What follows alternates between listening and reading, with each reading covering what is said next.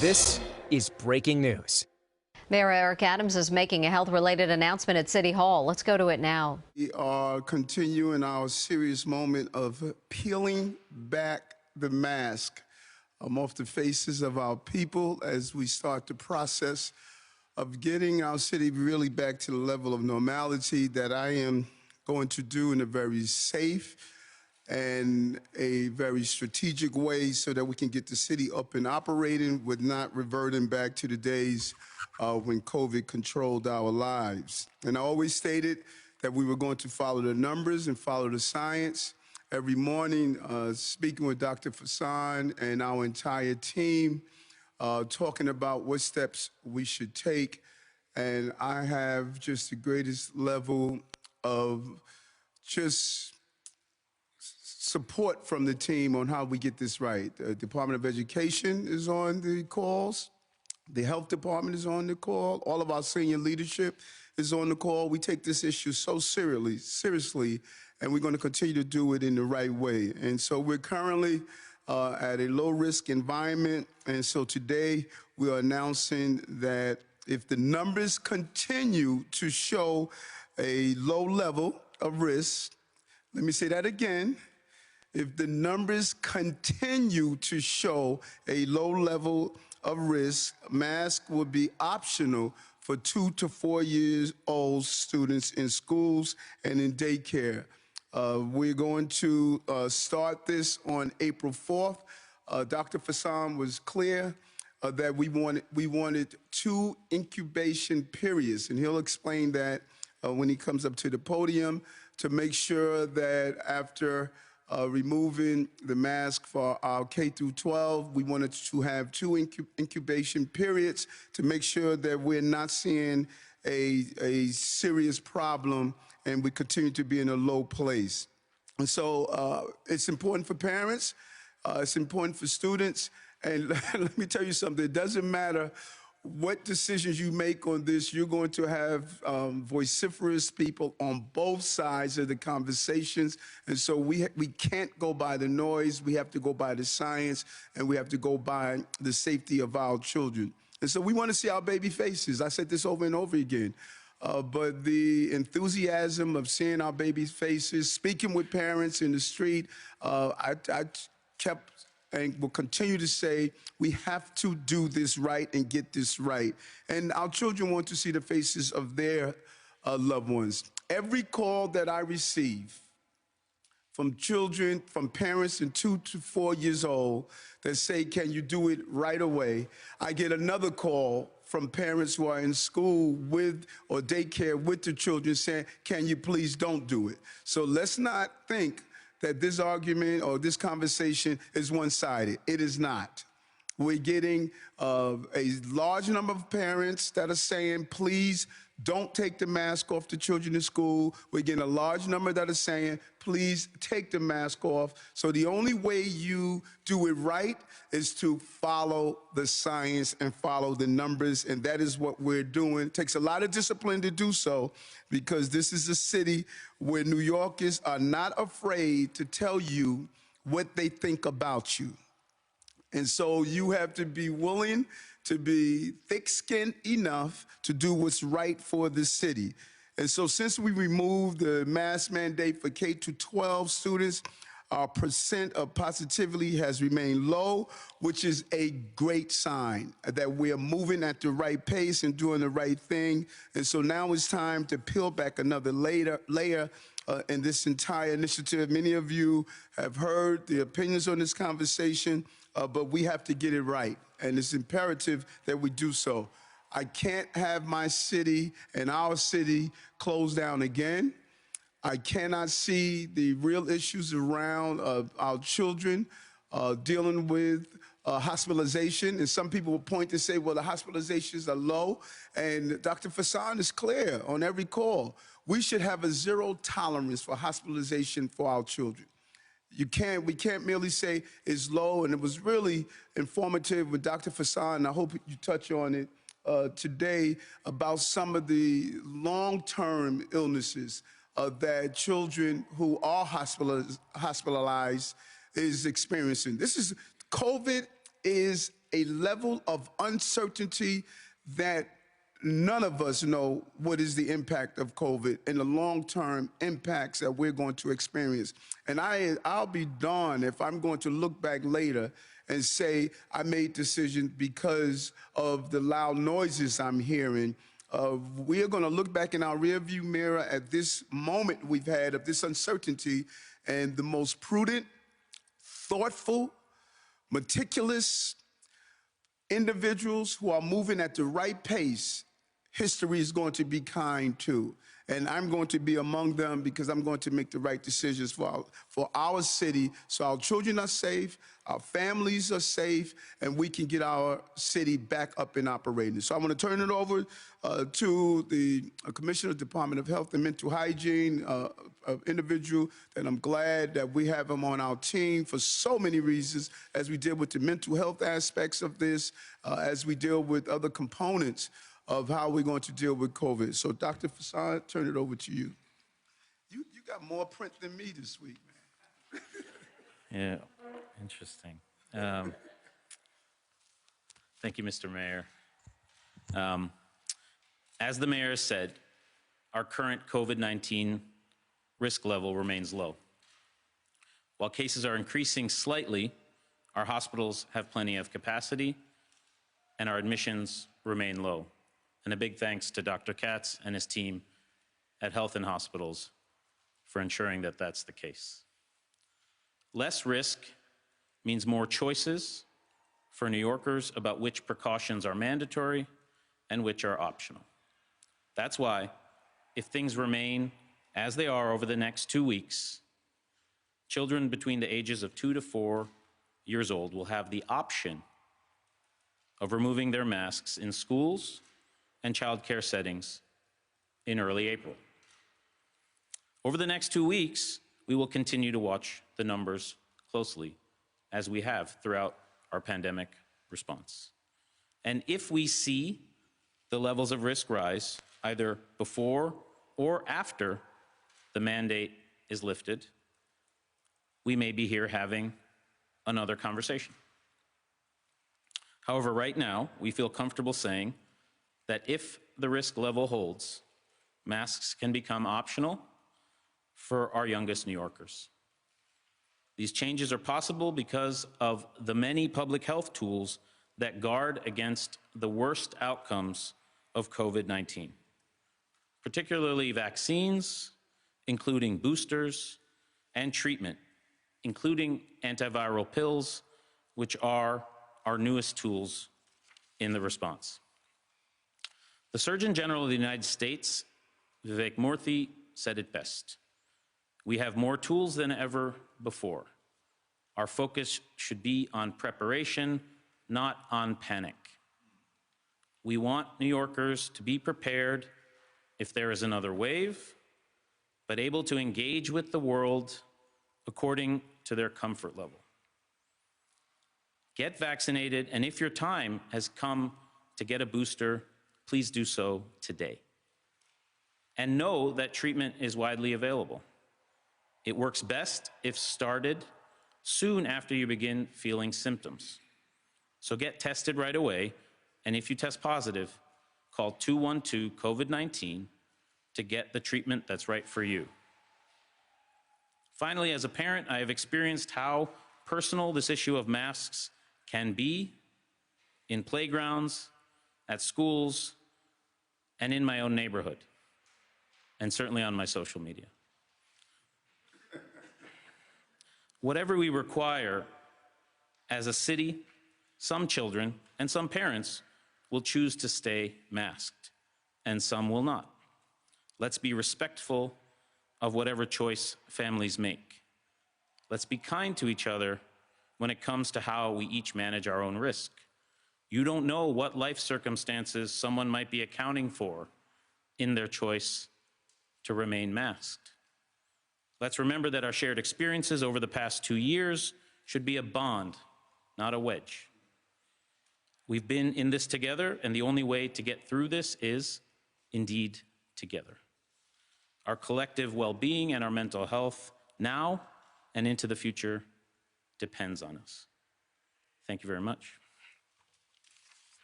Thank you.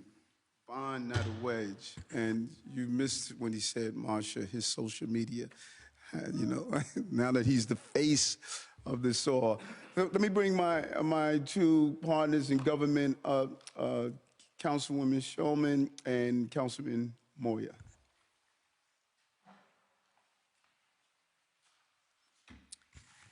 Thank you very much. I want to thank the mayor for following the science and the logic. And we need to see the lovely faces of our kids, but we definitely have to monitor the situation, and we all are going to do that. But this is being done in a very safe way, and we will all benefit from it. Thank you.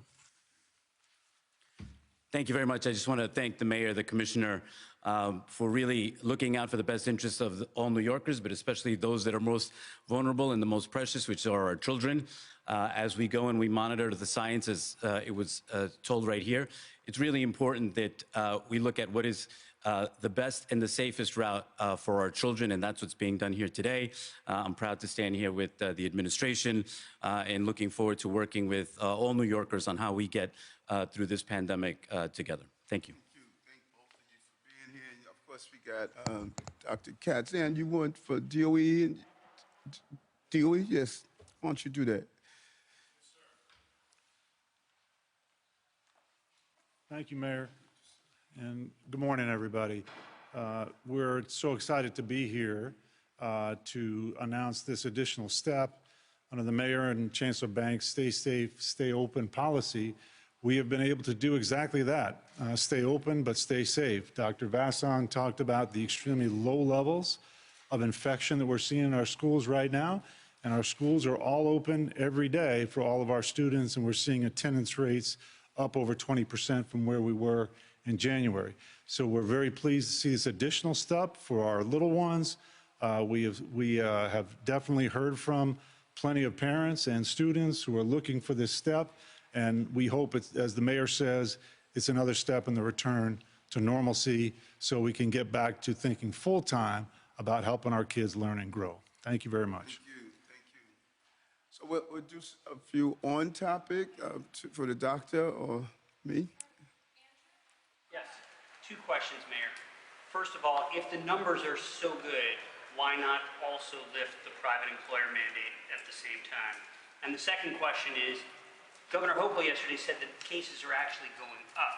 So why make this decision now at a time when BA2 is trending in the wrong direction? Safest place for children is in the school. And you must pivot based on each encounter to make sure we get it right. And we believe we're doing that. And Dr. Vasan, if you want to respond to Andrew over there.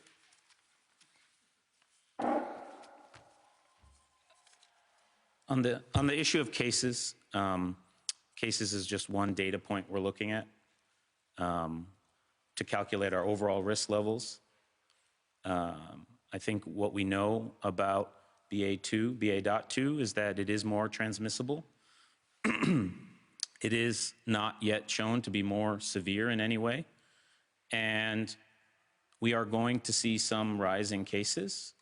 We are more prepared than ever to tolerate that in our hospital systems, but also with all of the tools we have in the community to keep ourselves safe, keep ourselves out of the hospital in the first place. For New Yorkers, that means go get vaccinated, go get fully vaccinated or go get boosted. And if you do test positive, get treated right away. For the doctor. So doctor, what about BA2 in relation to children? Do you see any particular effects on that or long-term effects, or are kids getting sicker because of the variant? As we said with BA2, we're not seeing any signs that it causes more severe illness in any age group as yet. We did see, as we saw in Omicron, pediatric cases rose significantly, much as they did with overall cases. At this point, we're very concerned about the long-term effects of COVID in everyone. We're concerned about the long-term effects in our children, and we're constantly monitoring that. Right now, overall risk remains low. Overall cases in children remain low.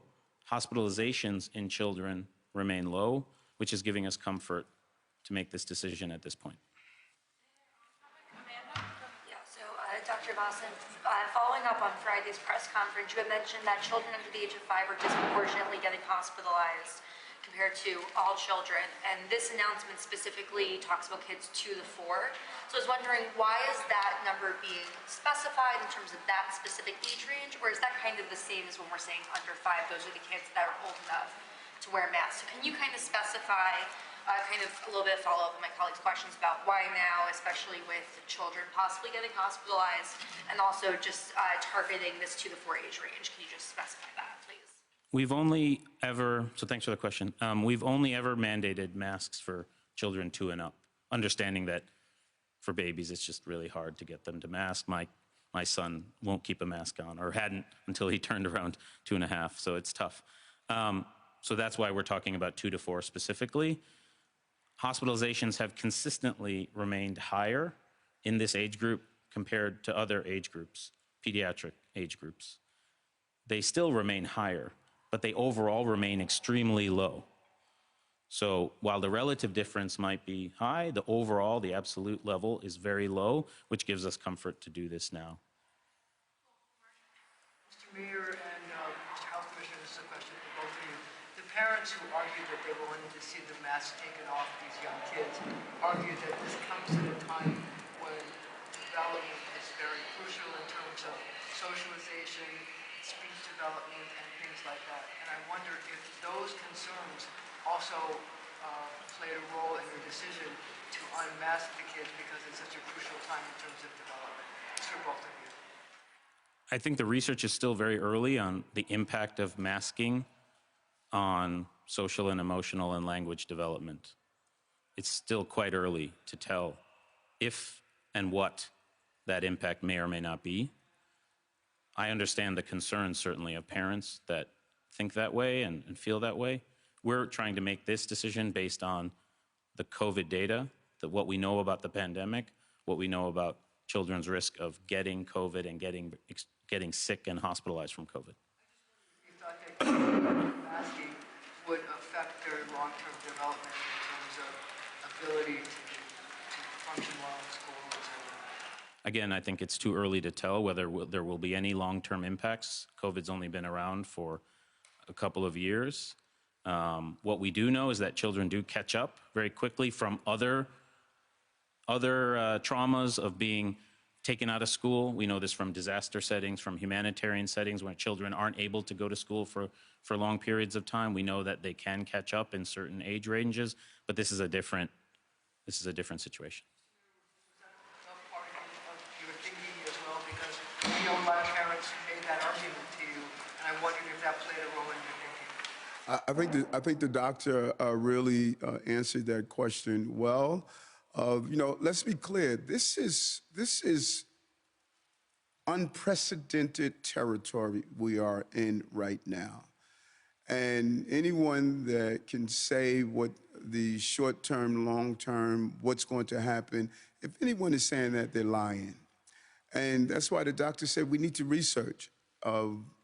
We don't know what COVID is going to put in the future for all of us. And we just have to make the right decisions, the best decisions based on the science, based on the information, and really based on the compassion. Because, people this has been a very strenuous period for people around COVID. So we got to make the right decisions. This is also a question for both you and the doctor. Regarding the private employer mandate, what are you guys still looking at in order to lift that specific mandate? And concerning the Yankees and the Mets, is that something that you're getting pressure on from sports teams also come opening day? And yeah, just what are you still looking at in order to lift that mandate? Well, first, the pressure part. I do not feel any pressure doing this job at all, because I'm going to do what's right. That is what I'm going to do. Let me tell you what pressure is. Pressure is being a transit cop in 1984, riding the trains by yourself with a radio that didn't work. I'm ready for what it takes to move our city forward. We're going to do it in the right way. We're going to follow the science. I trust, and that's why we brought Dr. Vasan, Dr. Katz, our team together. We're going to make the right decision. And in New York, no matter what you do, this is 8.8 million people and 30 million opinions. So you're never going to satisfy New Yorkers. So you must go with the logic, your heart, and the science.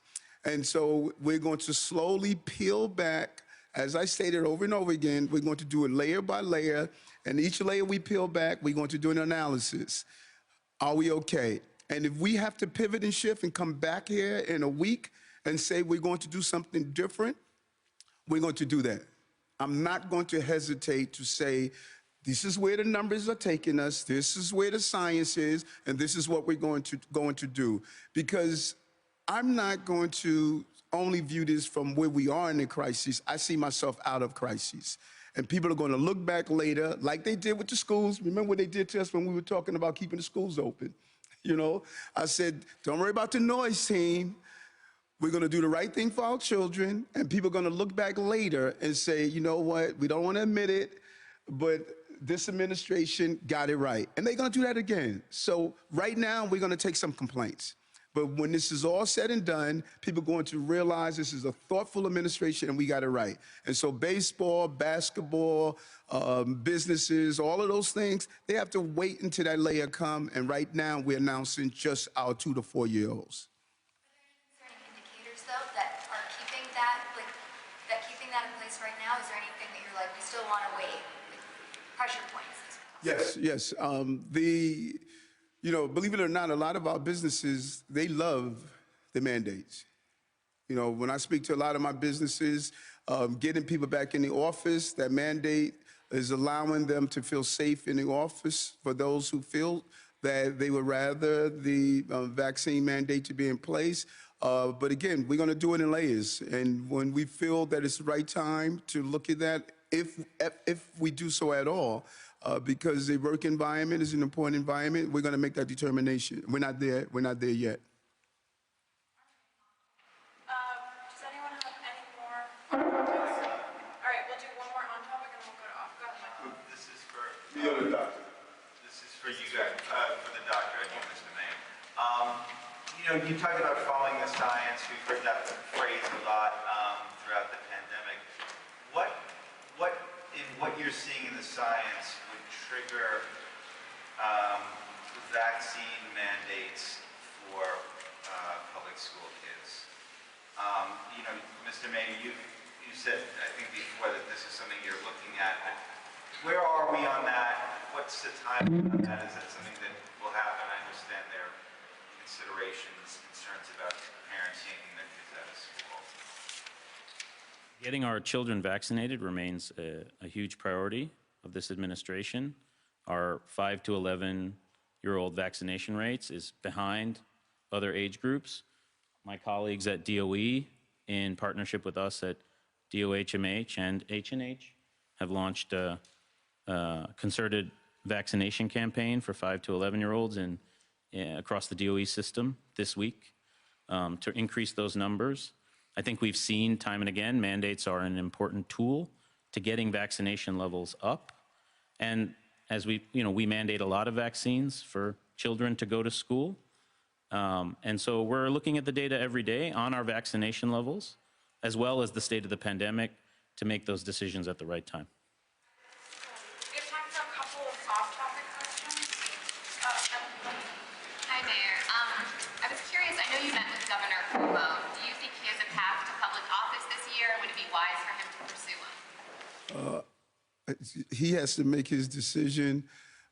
As I stated, I thought it was important for him to step down at the time, and I thought it was the right decision. And now he will make that determination on what he's going to do with his life in the future. Mr. Mayor, Controller Landers out with a report this morning that says bail reform had a negligible impact on pretrial rearrest rates between 2019 and 2020. What data are you looking at in calling for rollbacks that he's not seeing in this very comprehensive report? And what I say this term over and over again, there are many rivers that feed the sea of violence. We have to dam each one. So if you start peeling back and not damming each one, you'll say, well, it was only 5 guys that were repeated offenders. 5 shooters, 5 lives, 5 lives in shootings that's impacting our overall number. We had 29 shootings. 29 shootings. And I'm amazed that when I talk about these shootings and I talk about putting in place, the units to go after guns, that you have those who are more worried about the cops that are doing the job than the people who are shooting. I mean, this is the most fascinating thing I could think of. 29 shootings, and they're critiquing that Eric has the audacity to put a unit in the street to go after guns. So, if those who feel that, well, it's only been 5 cases of people who are shooters that were released, why are you complaining about those 5 cases? Let them do that. I complain about every dangerous person that's released. Everyone. We don't need dangerous people on our streets. And so when you look at raise the age, carrying a gun, treating like a child, when you look at all of these other aspects, it's contributing to the sea of violence that we are experiencing. Juliet, we have time for one more after. Thank you, Mr. Mayor. How are you, Juliet? I'm good. How are you? There's been already a lot of pushback after Governor Hochul's bail reform proposal came out. If parts or most of it aren't passed by the legislature, what is your next step in crime fighting? And that's so important. That's a great question, because I say this over and over again. I need help from the federal government to stop the flow of guns. When I was in Chicago last week speaking with Mayor Lightfoot, she took 12,000 guns off the street. I mean, that's a frightening number. Yet the guns keep coming. So I need the federal government. Let's go after those gun dealers. Let's beef up ATF. Let's do things that they're supposed to do. My blueprint to end gun violence, I pointed out what I needed from the state, what I needed from the federal government, and what I need to do as the mayor and the New York City Police Department. If I don't get the help from them, I still have to keep the city safe. I'm going to do my initiatives like we did yesterday. My guys were out, our police officers were out in the new unit for 6 days and removed 10 guns for 6 days. And so I need their help. But with or without their help, I have the finest police department on the globe, New Yorkers have.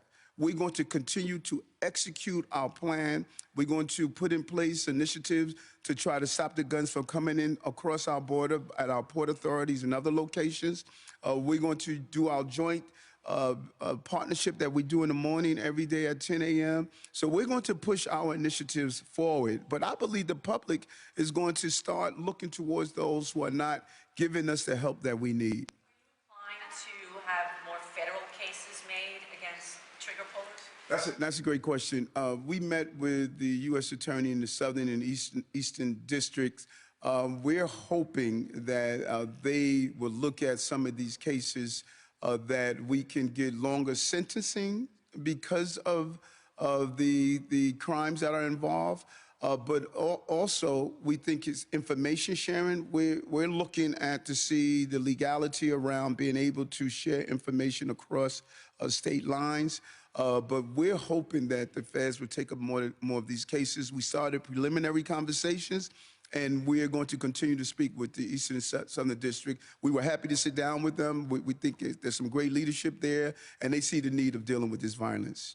All right, we have time for one more. Go ahead, Emily. Mr. Mayor, I want to take you back on topic. When you say baseball, basketball businesses are going to have to wait, does that mean you're considering lifting the private employer vaccination mandate? Because Commissioner Vasan said on Friday he thinks that might be indefinite. So is it staying in place, or are you considering lifting it? No, it does not mean that I am or I'm not. It means that they have to wait to find out what we're going to do. And I think the commissioner could speak for himself, but I thought there was a little creative journalism based on his interview.